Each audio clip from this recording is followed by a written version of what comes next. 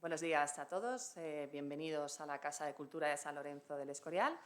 Gracias, por supuesto, a la Concejalía de Cultura por seguir apoyando nuestro proyecto y, por supuesto, a todos y cada uno de los trabajadores de la Casa de la Cultura por ayudarnos y el poder apoyarnos de forma técnica para que todo salga perfectamente. La conferencia de hoy, Mujeres danzantes y dónde encontrarla, un recorrido por el arte medieval hispano, como su propio nombre indica, es ese recorrido que haremos a través de esas figuras femeninas que tanto nos llaman nuestra atención cuando hacemos esos viajes y esos recorridos a través de, sobre todo el románico en nuestro caso, pero que van más allá. En la conferencia llegaremos hasta el siglo XIV. En relación a nuestra ponente, citar que María del Mar Vallsusté es doctora internacional en estudios humanísticos por la Universidad Rovira i Virgili. Desde 2021 es investigadora postdoctoral del Departamento de Historia del Arte en la Universidad Complutense de Madrid, inicialmente con un contrato Margarita Salas y en la actualidad como investigadora Juan de la Cierva. Su interés por el estudio cultural de la danza en la Edad Media la ha llevado a participar en el desarrollo de bases de datos sobre la iconografía del baile en el ámbito peninsular mediterráneo, formando parte en diferentes grupos de investigación como Arquimidez y Iconodanza. Actualmente trabaja en el análisis de las representaciones de la danza protagonizada por figuras femeninas desde un enfoque antropológico y de género, ahondando en la imagen de las juglaresas musulmanas.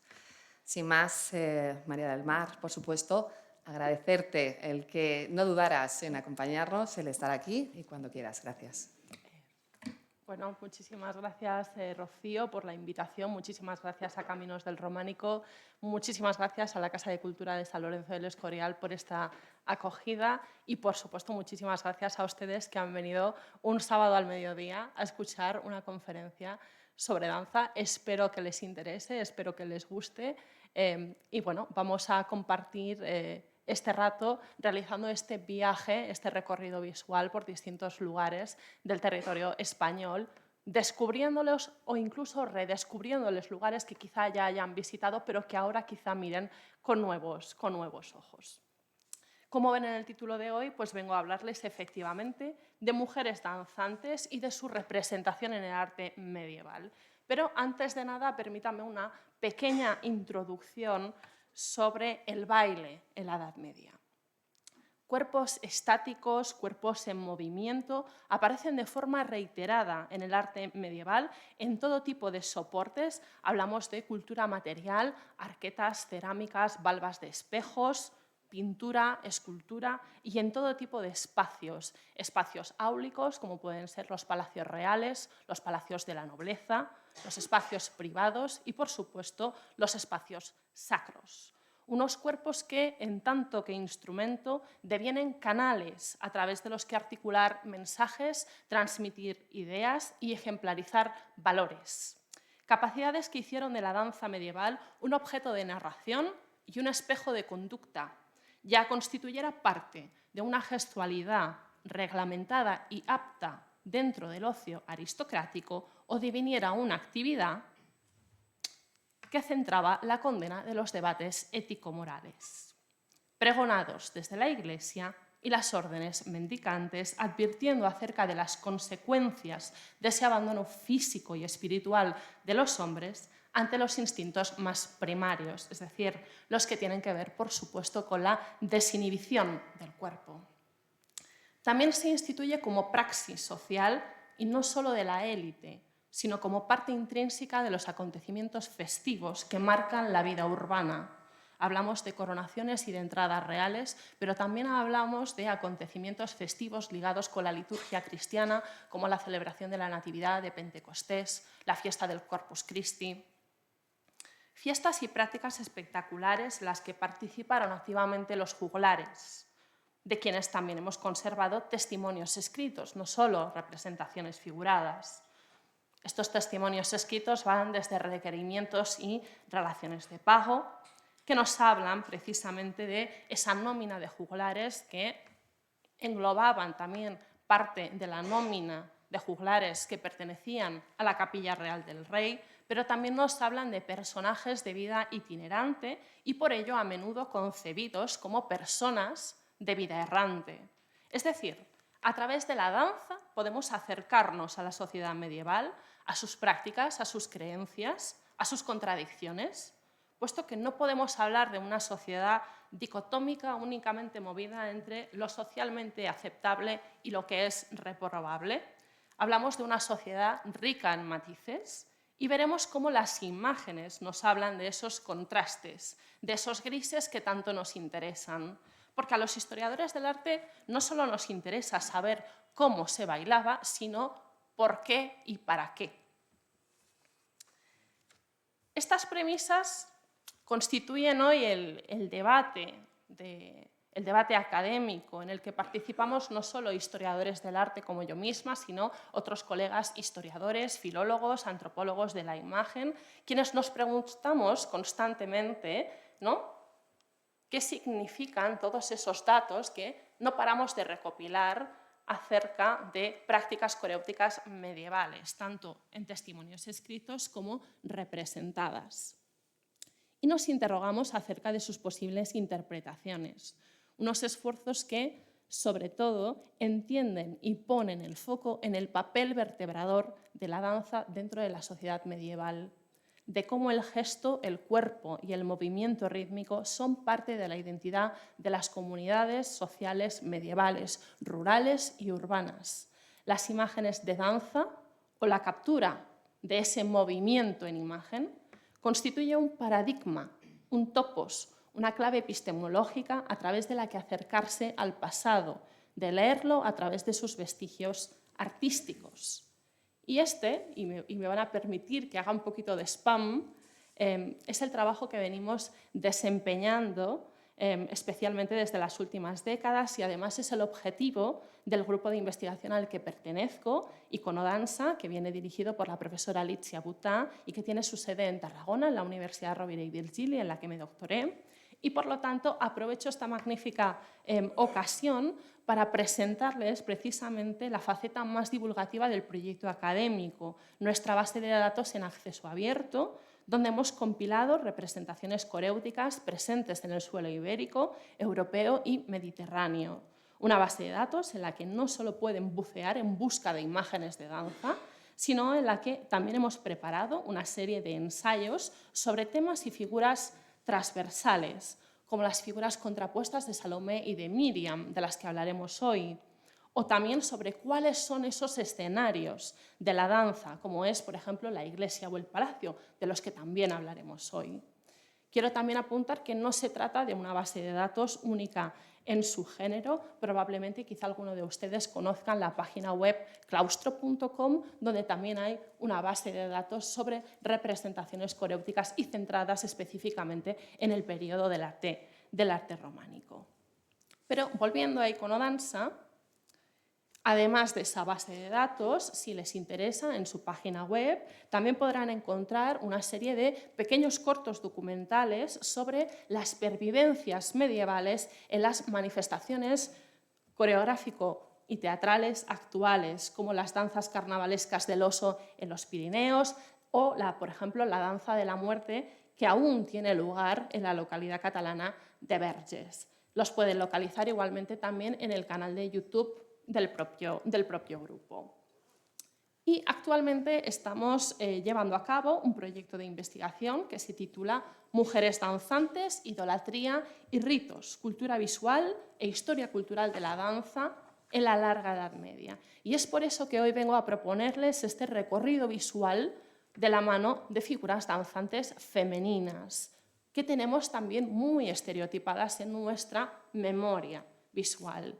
Y, como les decía en el inicio, espero no solo descubrirles espacios, sino redescubrirles quizá lugares que ya hayan visitado, en los que no solo admirar esas figuras que danzan, sino que también advirtamos sus matices y su dimensión simbólica. Este recorrido lo vamos a hacer por bloques temáticos, un discurso que no va a seguir un orden cronológico y nos vamos a estar moviendo constantemente entre el siglo XII y el siglo XIV. Empezaremos nuestro recorrido en la corte, y es que la danza ocupa un lugar destacado en la literatura cortés. Seguramente a muchos de ustedes les suenen los poemas alegóricos como por ejemplo el Román de la Rose, de Guillaume de Lorry, y escrito entre 1225 y 1240, o personajes también procedentes de leyendas artúricas como Lancelot del Lago, ¿no?, protagonista del román del Caballero de la Carreta, escrito a petición de María de Francia, hija de Luis VII de Francia, entre 1176 y 1176. Y es que el amor cortés o el fin amor es una retórica del amor nacida a finales del siglo XI, transmitida en la cultura escrita a través de la circulación de libros miniados y también a través de la cultura oral de la mano de trovadores provenzales, gallego-portugueses y poetas cancioneriles castellanos. Sus versos recitados se encuentran en la pareja compuesta por el músico y la bailarina, que a menudo hace sonar los crótalos, un arquetipo visual a través del cual manifestarse. Una imagen que no solo corresponde a poemas líricos, a la recitación de crónicas o aventuras en la antigüedad, sino que en el ámbito privado, es decir, en los espacios como un palacio, deviene mucho más que una simple referencia a esa literatura cortés, porque resulta la ilustración de un modus vivendi de la nobleza, de los protagonistas de ese espacio.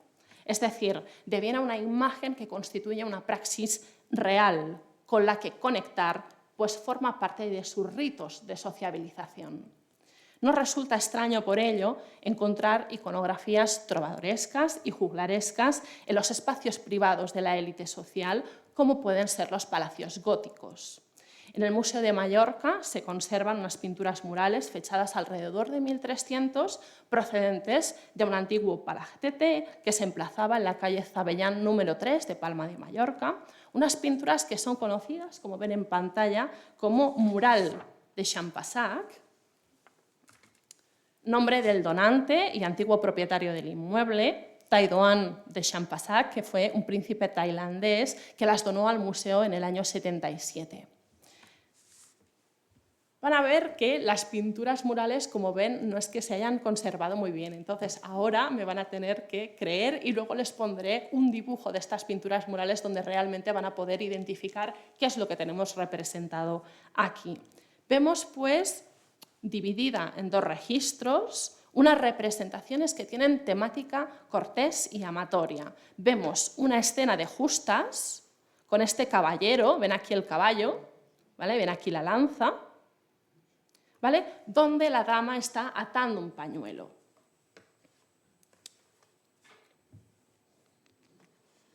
Seguida por una comitiva festiva de músicos que tocan instrumentos de cuerda frotada y bailarinas tocando lo que parece ser una vihuela de arco y unos crótalos, estos pequeños instrumentos de percusión compuestos por dos tablillas de madera que se colocaban entre los dedos y que se hacían repicar. Aquí tienen el dibujo y realmente pueden apreciar cómo ese caballero que veíamos con esa lanza, esa dama que está colocando ese pañuelo y este grupo de juglares. Aquí esta juglaresa que, si ven, tiene el brazo levantado y sostiene estos crótalos. Aquí este personaje femenino que parece que pudiera estar tocando la vihuela de arco, acompañada también de estos dos grupos. Y no solo es en las pinturas murales donde encontramos estas referencias, sino que también los encontramos en, por ejemplo, los techos pintados. Techos pintados, domésticos y nobiliarios. También se hacen eco de esa cultura figurativa que hace gala de los placeres y del ocio de la vida cortesana.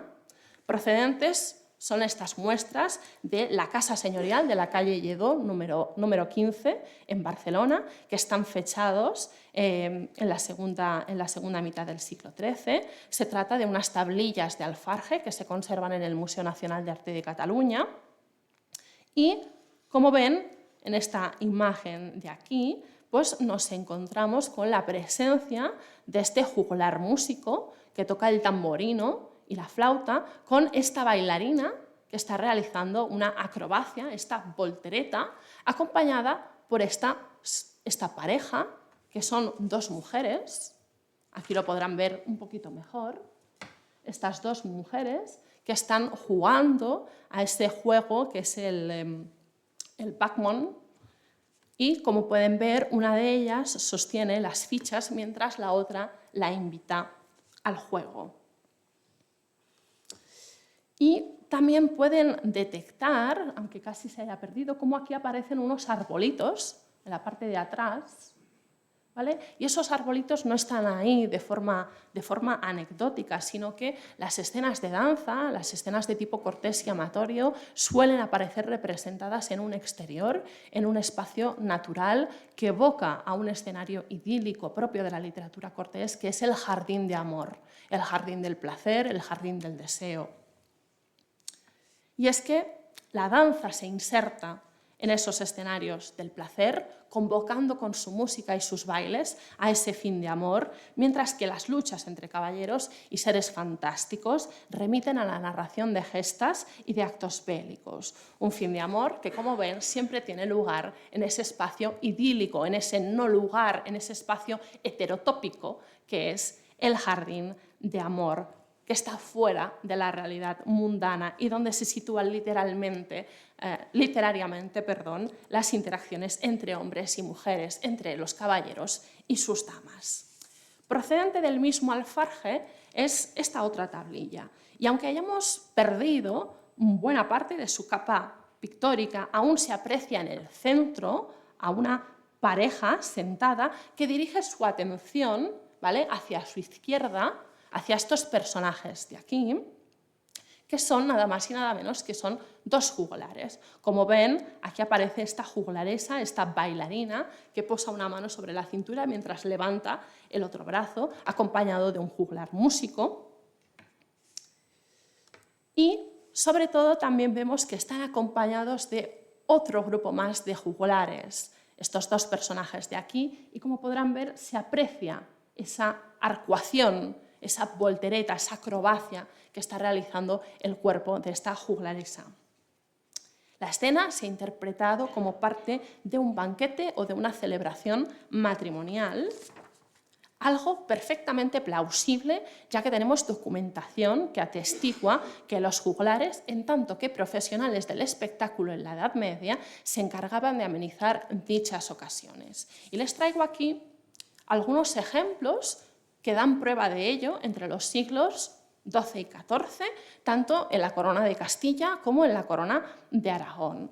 Por ejemplo, en 1144, en la crónica Ad Fons Imperatoris, tenemos la narración de los preparativos de boda de Urraca, hija de Alfonso VII, con el rey, ¿vale?, García de Navarra. Y ven cómo se especifica. Y aposentó en torno al dicho pabellón a una muchedumbre de titiriteros, de coros femeninos, de mujeres y de doncellas, que se acompañaban de trompetas, cítaras, salterios y toda clase de instrumentos musicales. También seguimos avanzando un poco más en el tiempo, finales del siglo XIII, vemos cómo el rey Jaime II realiza una serie de pagos,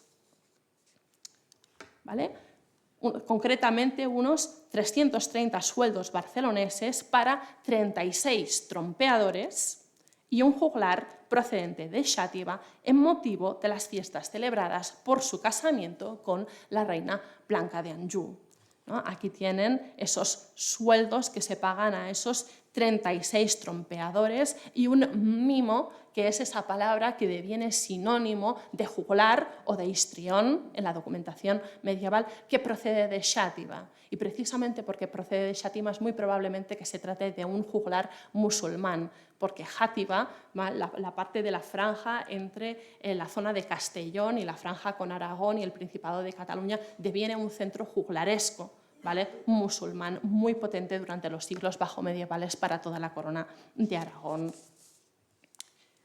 También Alfonso III de Aragón, conocido como el liberal o el franco, reconoce los pagos que ha realizado por su encargo García de Loriz, tesorero real, el 10 de marzo de 1329, en motivo de su boda con la infanta Leonor, hija de Eduardo I de Inglaterra, y Leonor de Castilla, y se explicita el pago de 50 sueldos barceloneses para tocadores de trompa, 40 sueldos barceloneses para Alfonso, juglar del rey de Castilla, unos 20 sueldos barceloneses para Ababal, enano también del rey de Castilla, Ababal nano dicti regis. Y también 100 sueldos barceloneses para los juglares del mismo rey y 30 más para los juglares de Josef de Égida, Josefi de Égida, que es nada más y nada menos que el almojarife mayor del rey de Castilla, ese funcionario de Hacienda Pública encargado de la recaudación de rentas y derechos del rey y que los custodiaba en tanto que tesorero. Pero la cultura material también resulta ilustrativa en este sentido, porque hemos conservado también piezas que constituían parte de los regalos destinados a mujeres y encargados potencialmente en motivo de unas nupcias, de la celebración de un matrimonio. Y les muestro ahora este detalle de un barreño de cerámica en verde y manganeso de la serie de Paterna, que está conservado en el Museo del Diseño de Barcelona. Está fechado alrededor de la mitad del siglo XIV y como ven, vemos a unas bailarinas con los brazos en alto que se están dando las manos las unas con las otras, realizando este corro, esta danza circular, ¿vale? Volteando toda la pieza. El baile puede identificarse porque este tipo de bailes circulares, ¿vale?, y grupales tienen un nombre, que es el nombre de la carola, que es el baile cortesano por excelencia, una danza literaria, elegante y armónica que también no solo es una praxis social, sino que también la encontramos presente en la literatura cortés, por ejemplo, en poemas alegóricos como el Román del Arròs, donde viene definida como una danza perfecta, precisamente por ese aspecto simbólico, el de la circunferencia y esa capacidad de concordia. Vemos, por ejemplo, aquí les he traído esa definición que da el Román del Arròs sobre esa carola. Así bailaban aquellas gentes, acompañadas por otras de su séquito. Todos ellos eran nobles, educados y de buen comportamiento. Ahora bien, ustedes ven que esas bailarinas están danzando, están rodeando, ¿vale?, estas armas de aquí. Unas armas que han sido identificadas por el director del Museo de Cerámica de Valencia como las armas de Brianda de Aquaviva, esposa de Lope de Luna, que en ese momento tiene el control de los talleres cerámicos de Paterna. Resulta, por lo tanto, altamente probable que se tratara de un encargo en motivo del enlace. Y además no sería la primera vez que Lope de Luna encargaba este tipo de objetos. En el Museo de Valencia, el Museo Nacional de Cerámica de Valencia, se conserva otro plato anterior, también en cerámica de verde y manganeso, donde aquí encontramos las armas de Lope de Luna, con quien fuera su primera esposa antes de casarse con Brianda de Aquaviva, que es Violante de Aragón. Por eso este plato está fechado alrededor de 1339. Y además, si se fijan, rodean a estos dos escudos, estos dos elementos de aquí, ¿vale?, que son dos hamze, ¿vale?, que es un elemento que proviene de la cultura visual islámica, pero que deviene un símbolo profiláctico de protección, de sellar esa unión matrimonial. Mayor lujo, por supuesto, ostentan las artes suntuarias, de las que hoy les traigo, ¿vale?, les vengo a destacar las producciones en esmalto de Limoges y que están presentes en la península ibérica desde el primer tercio del siglo XIII. En su masiva producción les señalo dos aguamaniles que se conservan en el Museo Arqueológico Nacional de Madrid, en las que Ángela Franco ha identificado el tema de la coronación de Erec y Enide. fechados en la primera mitad del siglo XIII. Se trata nada más y nada menos que de los dos protagonistas de ese román escrito por Chrétien de Troyes hacia 1176 y en los que se narran las dotes caballerescas de Erec, así como las aventuras que atraviesa el matrimonio en tanto que pareja de las gestas medievales del ciclo artúrico. Y la historia culmina con el regreso de ambos personajes victoriosos a la corte, siendo Erec coronado rey en Nantes por el propio rey Arturo.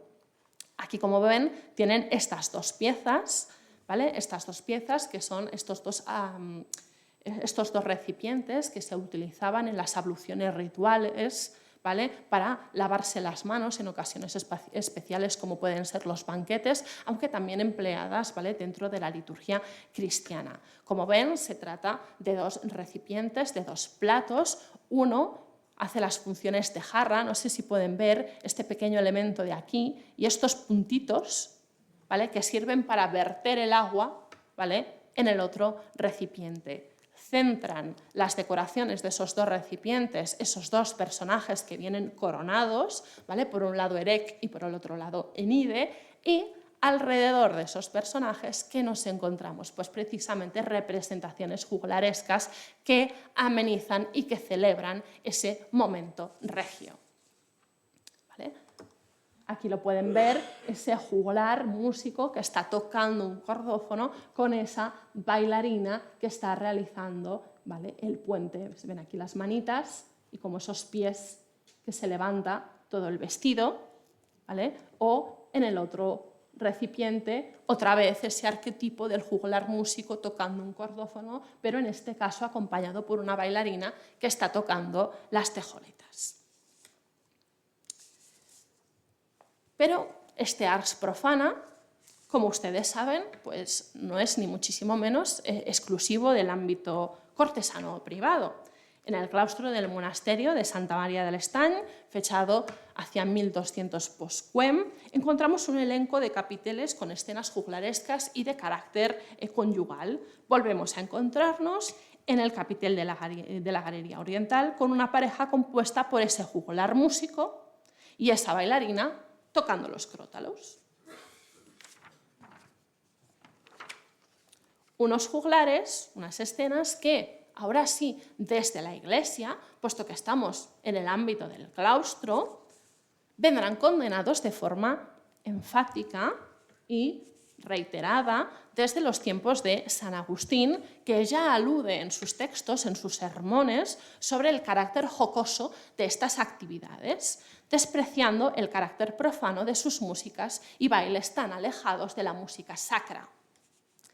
Carles Sánchez recoge, a propósito de los capiteles esculpidos del Estany, las palabras de Ramon Llull a propósito de su libro sobre la contemplación de Dios y que se escribe en fechas cercanas a la construcción del claustro. Estamos hablando del primer tercio del siglo XIII, donde se especifica claramente cuál es la postura de la Iglesia, ¿vale?, a propósito de estas actividades juglarescas. Loan los vicios y escarnecen las virtudes. También, en contraposición en este capitel de estos juglares, encontramos una escena matrimonial. Y luego, muy cercano, encontramos este otro capitel con esta escena de toilette, con esta mujer peinándose y ese abrazo, ese encuentro un tanto sexualizado de el hombre y la mujer. Entonces, en este caso, en este ámbito del claustro, podemos entender a estos juglares como simples festejadores de esos amores o, tratándose de un ámbito como es el claustro, pues es muy probable que estas imágenes de carácter amatorio, en este caso sí que deban de entenderse en clave moral, es decir, como un espejo de las tensiones existentes entre el mundo laico y la autoridad de la Iglesia. Una institución, la Iglesia, que es encargada precisamente de regular esas uniones conyugales que, dentro del marco del matrimonio cristiano, se entienden como únicas y legítimas. En definitiva, el matrimonio constituye una institución que garantiza la paz social. Otro tipo de danzas también tienen lugar en banquetes y en claustros. Son muchos los claustros románicos donde podemos identificar el baile de Salomé, insertado como parte del ciclo martiriológico de San Juan Bautista. Y por eso ahora abrimos nuestro segundo bloque, las mujeres en la exégesis bíblica, esas figuras contrapuestas de Salomé y Miriam. En los evangelios de San Mateo y San Marco se narra el baile sensual de una joven mujer, una joven puela, durante el banquete de Herodes, acompañado de Herodías, que es madre de la primera, madre de Salomé, y esposa de Herodes. Las capacidades corporales de Salomé agradan al monarca, más bien le encandilan, y en motivo de su cumpleaños ofrece, bajo juramento, atender a sus peticiones. Como sabemos, instigada por la madre, Salomé demanda la cabeza del Bautista. Herodes, como sabemos, no tendrá más remedio que aceptar. El episodio, y en concreto la propia Salomé, cristaliza en el imaginario cristiano como símbolo del pecado, de los excesos y de la lujuria, pues el inmoral abandono a las pulsiones corporales termina con la muerte de quien en la exégesis bíblica es prefigura de Cristo, estamos hablando de San Juan Bautista. Por lo tanto, el baile de Salomé será percibido y representado como símbolo de la maldad y de la crueldad femenina. San Agustín, en sus sermones, ya nos habla, ¿no?, de Salomé y de Herodías. Les traigo este extracto. Pero la mujer detestable concebía el obvio que en algún momento, cuando se presentase la oportunidad, tenía que darlo a luz. Mientras sufría los dolores de este parto, alumbró a una hija, la hija danzadora. Los padres predicadores se van a hacer eco de ese exemplum, señalando la corrupción que encarnan los pecados capitales, como la gula, representado en el banquete, y la lujuria, representado en el cuerpo de la joven. Y en los siglos altomedievales, en la escultura románica, a menudo veremos cómo Salomé es representada como una contorsionista.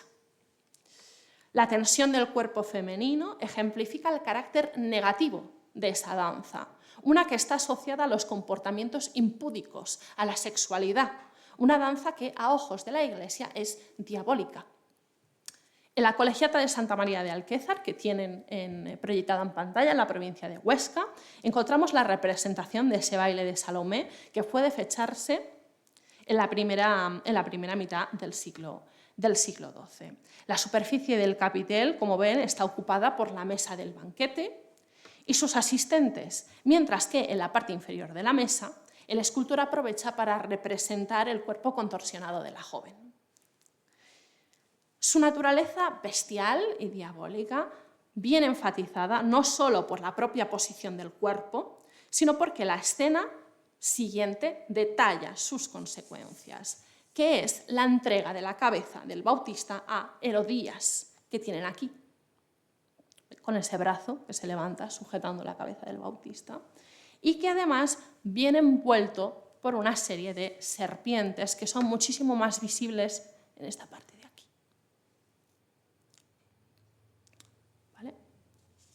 Además, en el capítulo siguiente, que no les he podido traer, ¿qué es lo que encontramos? Nada más y nada menos que la representación del pecado original. Salomé, en esa articulación exegética, termina siendo asimilada con la figura de Eva, que es germen de la caída de los hombres. Pedro Crisólogo, ya en el siglo V, establece ese paralelismo que vamos a ver que cristaliza y que se repite, que viene articulado, ¿vale?, en las artes plásticas. Pedro Crisólogo nos habla de el veneno de la serpiente estaba escondido en la mujer, que arrastrándose con sus pasos tortuosos derramaba sobre su cuerpo tantos virus mortales que las mentes de los yacentes eran traspasadas con pieles, los cuerpos con venenos y los hombres se convertían en bestias. Vemos pues cómo esta Salomé resulta muy distinta a la que yo les ponía en la presentación de este bloque, que es esta Salomé que encontramos en el claustro de la Catedral de Tudela, donde en la Catedral de Tudela, a finales del siglo XII, lo que se está haciendo es representar precisamente de forma regia a esa princesa, a Salomé. Por lo tanto, vemos cómo la forma en la que se representan esos bailes tiene un peso importantísimo. Tiene peso en cómo interpretamos su significado. Por ello es interesante comprobar que Miriam, la profetisa del Antiguo Testamento, hermana de Aarón y de Moisés, danzará en los siglos centrales de la Edad Media con contención. ¿Por qué? Porque estamos ante un baile lícito. Cuando danza Miriam, el Éxodo nos habla de cómo tras la salvación del pueblo de Israel, tras el cruce del Mar Rojo, Miriam siente la presencia de Yahvé y danza de alegría, danza de júbilo, celebra la salvación de su pueblo.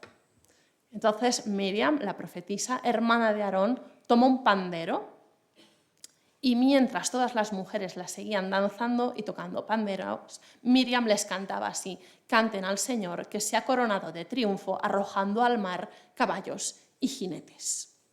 Aquí tienen en imagen este detalle de esta miniatura fantástica sacada de la Haggadah Dorada, este manuscrito cuya producción se sitúa en ámbito catalán durante el primer tercio del siglo XIV, donde vemos efectivamente a esta profetisa, ¿vale?, que mediante esta danza ritual celebra el cruce del pueblo de Israel por el Mar Rojo. Miriam toca el pandero cuadrado mientras baila, seguida de sus compañeras que tocan instrumentos de cuerda y de percusión. Una coréutica, porque a priori podríamos decir que simplemente apreciamos una escena musical, pero realmente están bailando, aunque están bailando de forma contenida. Si se fijan, estas dos mujeres se están cogiendo de las manos. Esa coréutica se está insertando en este modo, en estos gestos, en estos detalles gestuales de cogerse con la punta de los dedos. El baile se hace mucho más claro y patente en un ejemplar un poquito más tardío, que es el de la Haggadah de Sarajevo, fechada a mediados del siglo XIV y conservada en el Museo Nacional de Bosnia y de Herzegovina, aunque en muchas bibliotecas especializadas en historia del arte, como la Biblioteca Nacional de Madrid o bibliotecas de museos, pueden encontrar el facsímil. Aquí vemos cómo viene representado ese cruce del Mar Rojo, ¿no?, con esos personajes ahogándose, y seguidamente esa danza coral de esas mujeres en esa carola abierta, cogiéndose de las manos, con Miriam tocando el pandero. Esa contención y esa musicalidad también la vemos reflejada en las representaciones, por ejemplo, del rey David.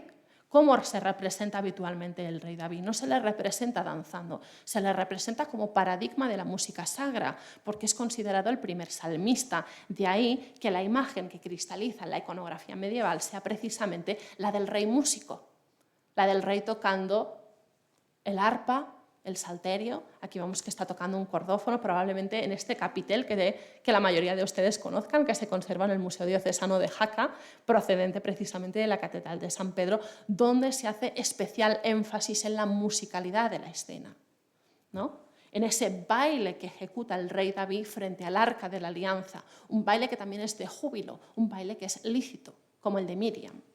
Aquí tienen ese detalle de ese grupo de músicos que acompañan esa figura central del rey David.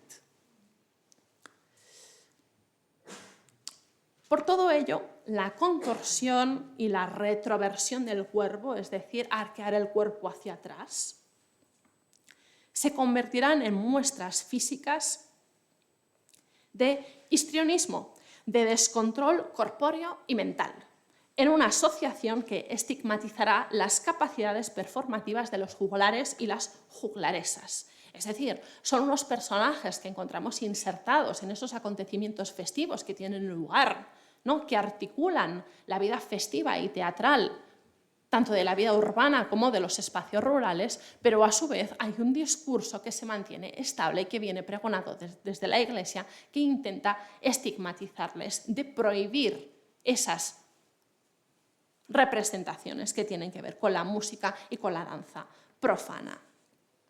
Por lo tanto, resulta muy interesante comprobar cómo un buen número de juglaresas en contorsión aparecen en espacios preeminentes de los templos cristianos, como por ejemplo son las portaladas de iglesias románicas.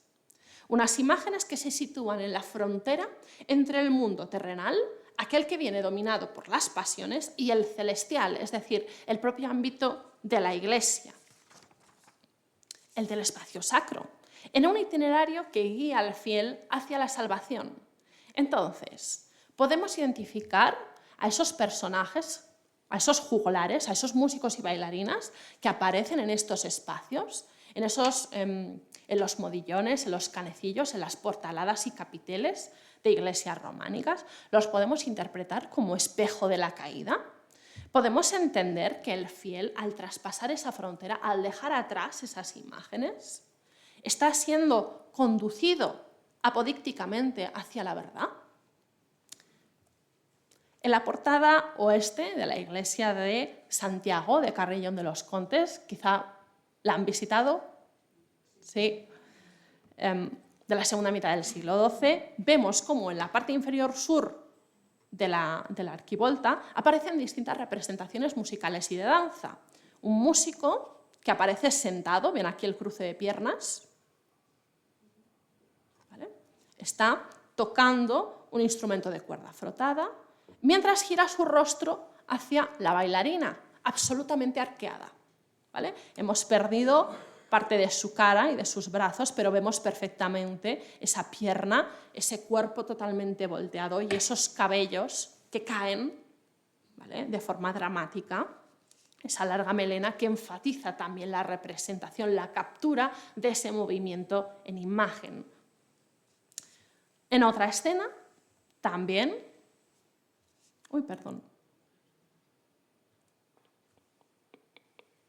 Perdónenme, aquí. Esa caracterización de la portalada de la iglesia de Santiago en Carrión de los Contes es compartida también con otra escena que es próxima geográficamente, que es la danzarina, ahora sí, de la arquivolta de la iglesia de Nuestra Señora de la Asunción en Perazancas de Ojeda, fechada a finales del siglo XII.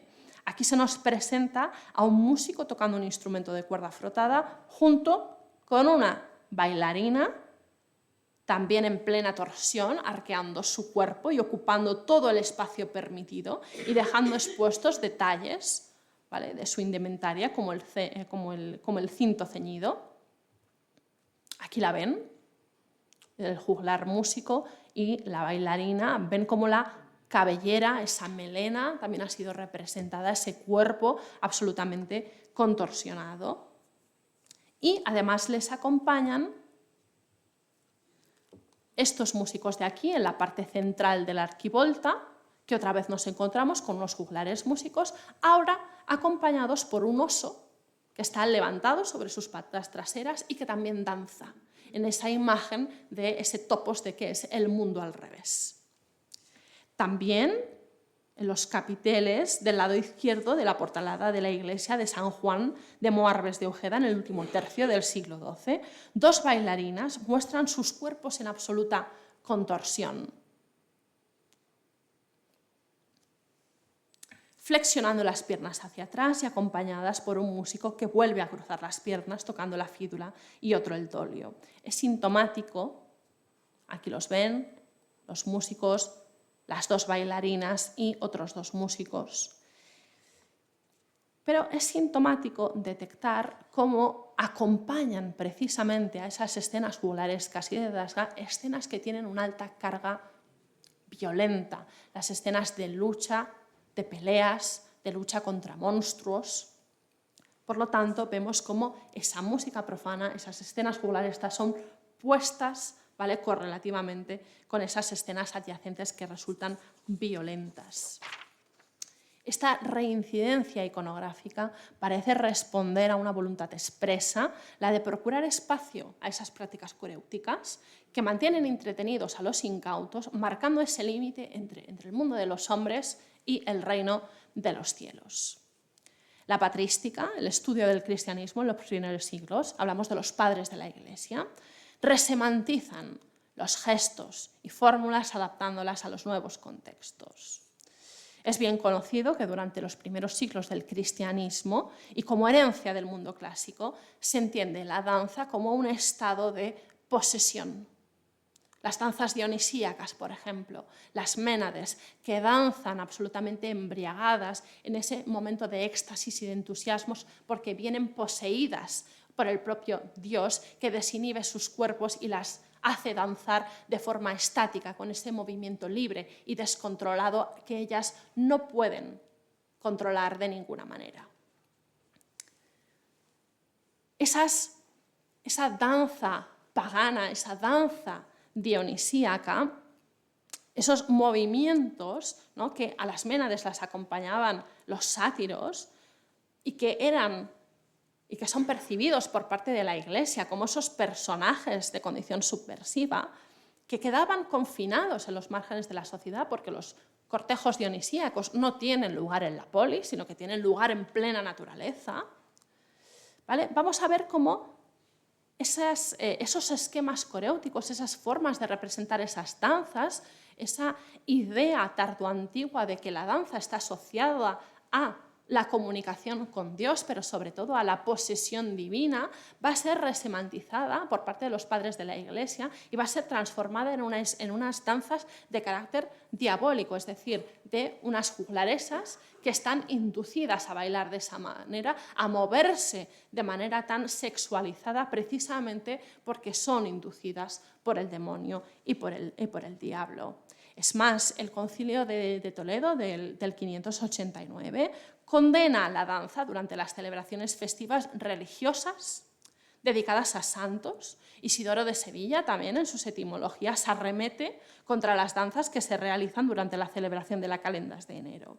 Y vamos a ver cómo esa danza ligada a los ritos idolatras se pone bajo acusación y esa asociación entre danza, alteridad y manía ritual, ese rasgo tan específico de la cultura coréutica tardoantigua y clásica, viene heredada, viene asimilada en la Edad Media, con un legado que se hace visible en estas imágenes, especialmente en esas representaciones altomedievales, en esas representaciones románicas de las juglaresas. Por lo tanto, la contorsión forma parte de esos gestos, no solo demoníacos, sino también asociados a los animales, a esos personajes que están poseídos, inducidos a la locura en una correspondencia semática entre los gestos páquicos, los gestos orgiásticos, con las incapacidades de controlarse, de moverse de forma espasmódica, desordenada, ¿no?, en unos impulsos corporales que conducen al pecado. De ahí esas condenas eclesiásticas, ¿vale?, y de los teólogos.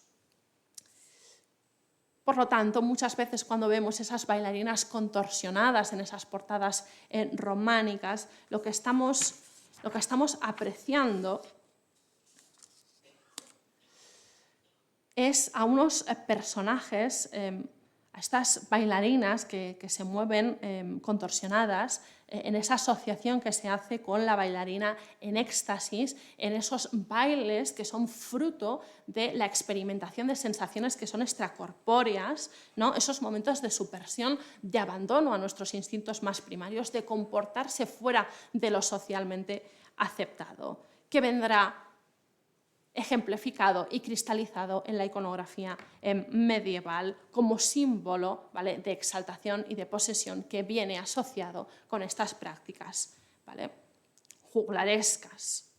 Unos movimientos coréuticos que van a entenderse como signos de lo demoníaco, una gestualidad que contribuye a la designación social y a la insistencia a la alteridad. Otra vez estamos estigmatizando a esos personajes como nómadas de vida itinerante, de vida errante, ¿no? Y voy a utilizar los últimos 5 minutos para decirles que, evidentemente, no todas las imágenes de juglaría las podemos entender bajo ese prisma, sino que es muy importante siempre atender al contexto dónde están situadas estas danzas, con qué imágenes dialogan, en qué cronología nos estamos moviendo, cuál es el contexto político-cultural de ese momento. Y por lo tanto quería cerrar la conferencia de hoy trayéndoles estas imágenes de un detalle de un sotacoro que se encuentra instalado en la Sala del Tesoro, en la Catedral de Tarragona, fechadas entre 1355 y 1360, donde vemos representadas a dos juglaresas musulmanas. Aquí tienen ese detalle de ese sotacoro en esa Sala del Tesoro, donde no solo aparecen representadas esas juglaresas, sino que aparecen representadas otras escenas de tipo coréutico, esas fábulas esópicas con el lobo flautista y el cabrito también danzando con el tamborino y la flauta, estos ejercicios coreografiados, ¿no? Esos que tienen lugar también en celebraciones como coronaciones y bodas, ¿no? en las que se realizan una serie de juegos que permiten que establecen imitaciones de justas. Pero vamos a nuestras juglaresas ya para terminar. Vemos a estas juglaresas que podemos decir que efectivamente son musulmanas porque vemos esa indumentaria, ese velo que le cubre los cabellos, estos detalles de aquí que son estos motivos pseudocúficos que permiten identificarla en un método visual de estratificación social, que están tocando el laúd y el rabab árabe. Y podríamos decir, ¿qué es lo que hacen estas bailarinas en este sotacoro? Y es que la juglaría musulmana forma parte de los actos performativos de la corona de Castilla y de la corona de Aragón. Los tenemos documentados. Aquí tienen también este detalle del libro de juegos de Alfonso X el Sabio, donde precisamente volvemos a ver esa imagen de la juglaresa amenizando esas escenas de tipo amatorio y de corte, de esos juegos. ¿Vale? Y documentos que nos atestiguan precisamente cómo esas juglaresas son requeridas, son demandadas para que realicen sus actos performativos en la corte. Este documento que les traigo aquí siempre me parece especial y fantástico, ¿no? Y perdónenme porque ya me he ido al siglo XV, pero me parecía interesante traérselo, ¿no? Este documento en el cual el rey Alfonso sale en defensa de una juglaresa conversa de nombre Caterina, a la que la Iglesia quiere condenar por vestirse con hábitos moriscos en el momento de realizar, ¿vale?, sus exhibiciones espectaculares.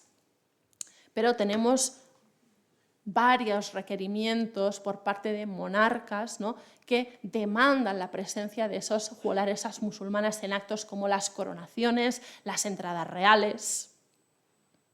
Unos personajes también que no podemos solo situar en el ámbito de la corte, sino que también participan de las festividades religiosas. Por ejemplo, participarán del Corpus Christi.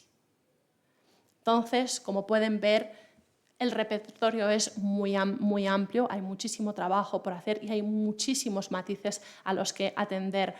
Estas danzas no solo son ejemplo de lo cortés, las danzas del ocio de la nobleza y de la realeza en ese contexto idílico que es el de la literatura cortés, esas escenas galantes, o por otra parte esas ideas, ¿no?, contrapuestas y que estigmatizan el trabajo de esos juglares a través de figuras como la Salomé de las juglaresas románicas, sino que el abanico es mucho más amplio y la Edad Media nos muestra una sociedad rica en matices, rica en contradicciones, que espero haberles transmitido. Muchísimas gracias.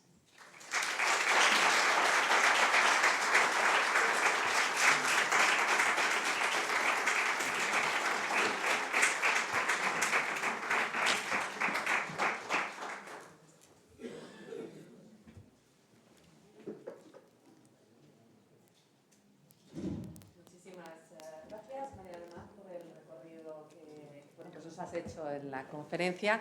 Como bien decías, estamos casi en tiempos, por tanto, si alguien tuviera alguna pregunta, podríamos responderla.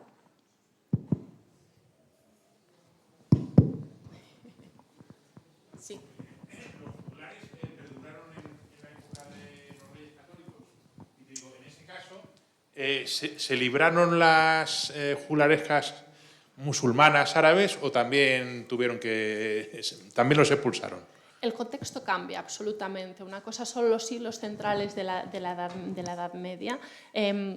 donde realmente hay que preguntarse también sobre si estos juglares musulmanes son un componente exótico dentro de la corte, porque sí que es verdad que si bien están presentes dentro de las actividades corteses o cuando hacen falta músicos son llamados a que participen de las festividades religiosas, como es el caso del Corpus Christi, sí que es verdad que conforme vamos avanzando hacia el ocaso, ¿no?, de la Baja Edad Media, el escenario político cambia y cada vez más constituyen una minoría, cada vez más están más segregados y cada vez más sus prácticas espectaculares y rituales son concebidas como un aspecto negativo. Es más, hay un extracto de los textos sobre la expulsión de los moriscos en los que habla precisamente de que son muy amigos de las bulerías y de las morerías, como haciendo esa referencia a que tienen una identidad cultural y unas prácticas performativas que les hacen estar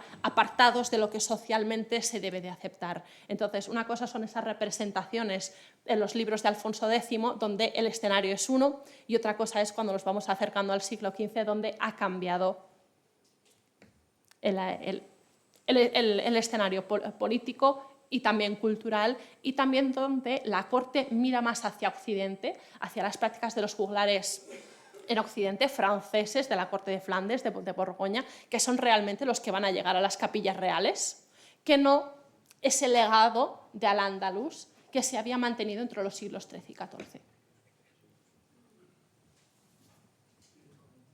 Sí.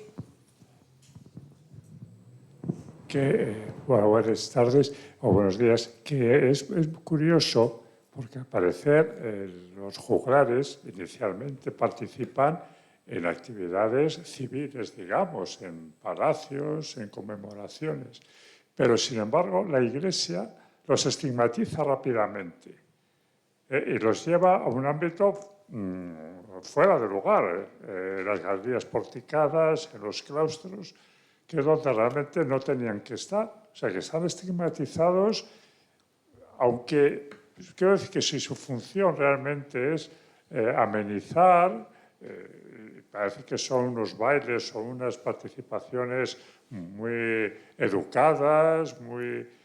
Sin embargo, ellos, la Iglesia enseguida los estigmatiza y los pone, pues eso, con esos bailes contorsionistas. Realmente no son ni danzantes, son contorsionistas los que hay. Curioso. En el caso de los claustros, por ejemplo, la Salomé, el baile de Salomé se inserta específicamente porque forma parte del ciclo martiriológico del Bautista. Es decir, la danza de Salomé es la causa directa de la muerte del Bautista.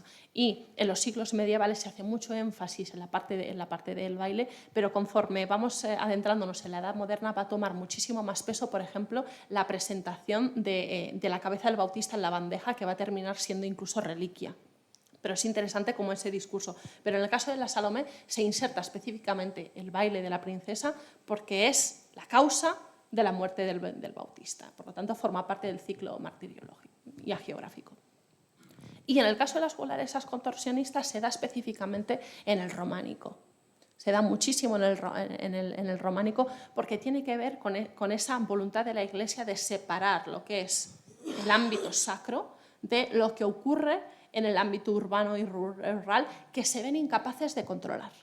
Es más, también tenemos libros en los que, y documentos en los que se habla de cómo en iglesias de peregrinación, como por ejemplo el santuario de Montserrat, tienen que prohibir que se hagan fiestas y danzas en la entrada del santuario por parte de los peregrinos, porque ven que se está descontrolando la cosa y que realmente ese no es el modelo de conducta cristiano.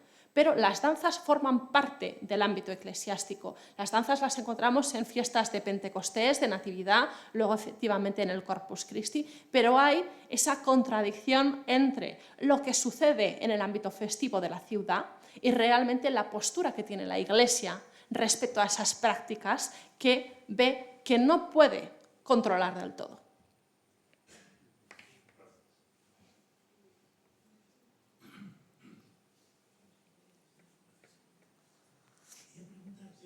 Me ha llamado mucho la atención.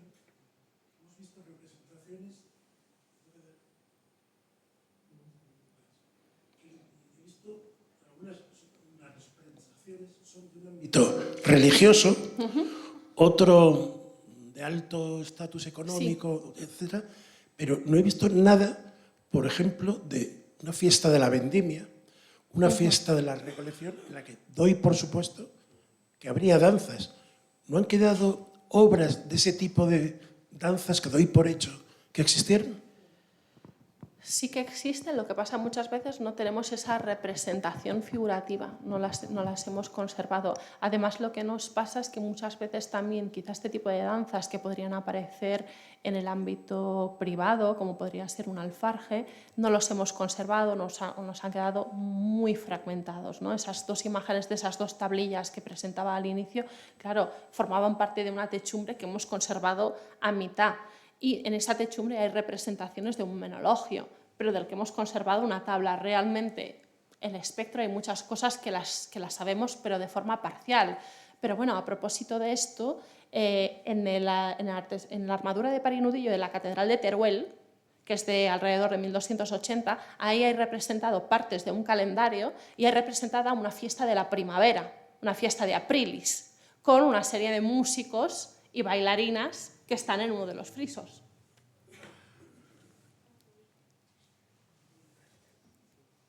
Bien, no tenemos más preguntas. Muchísimas gracias, A María del vosotros. Mar. Bueno, al resto de los presentes, comunicarles que el próximo mes, el 18 de mayo en concreto, volveremos a esta Casa de Cultura. Volveremos otra vez a hablar de la figura de la mujer, pero en esta ocasión dentro, bueno, pues la imagen mariana. Así que, bueno, pues muchas gracias y esperamos volvernos a ver.